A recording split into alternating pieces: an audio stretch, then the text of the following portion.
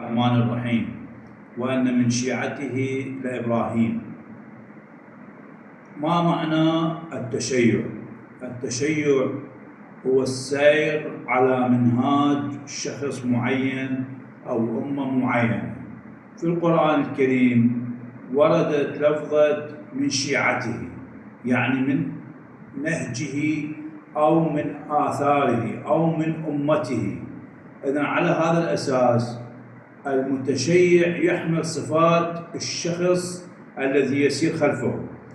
إذا قلنا شيعة أمير المؤمنين علي بن أبي طالب عليه السلام، ما معنى كلمة شيعة علي؟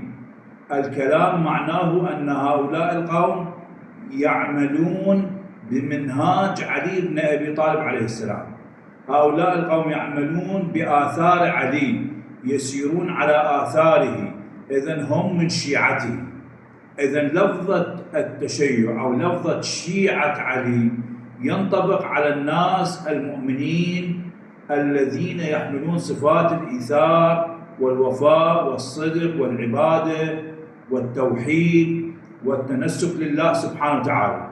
كل شخص يعمل بخلاف علي هذا ليس من شيعته.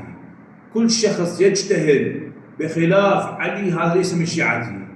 الشيعي الحقيقي الذي يقال له أنت شيعي، يعني من شيعة علي عليه السلام، هو ذلك الشخص المتعبد الناسك الذي لا يؤذي الآخرين، والذي يحب الخير والإخلاص والعمل لجماعة المسلمين. على هذا الأساس في القرآن الكريم ورد أن من شيعته لإبراهيم. إبراهيم متى أصبح من شيعة الأنبياء عليهم السلام؟ حينما حمل صفاتهم، حينما حمل قوانينهم، حينما عمل بقوانينهم، حينما عمل بآرائهم، أصبح من شيعة الأنبياء السابقين الذين سبقوه.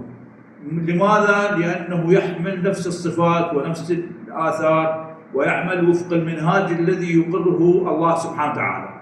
لهذا أن من كرامات أهل البيت عليهم السلام أن شيعتهم لا ينقطعون. لماذا؟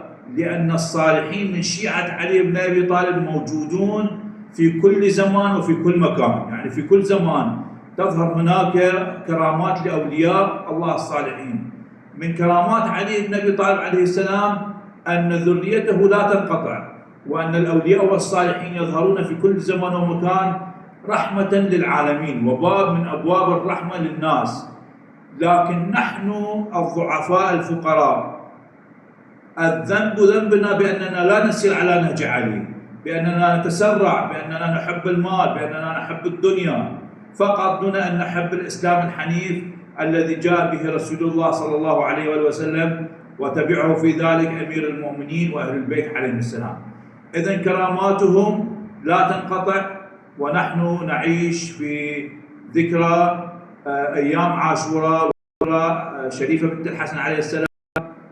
نقول بأن كرامات أهل البيت لا تنقطع، وهذا مما عجز عن غير أمير المؤمنين. يعني غير أمير المؤمنين لم يأتي بهذه الكرامات، وهو امتداد لمدرسة رسول الله صلى الله عليه وسلم الذي هو مدرسة الوحي الإلهي الرباني الذي يريد الخير ويريد الرحمة للناس، وما أرسلناك إلا رحمة للعالمين، والحمد لله رب العالمين.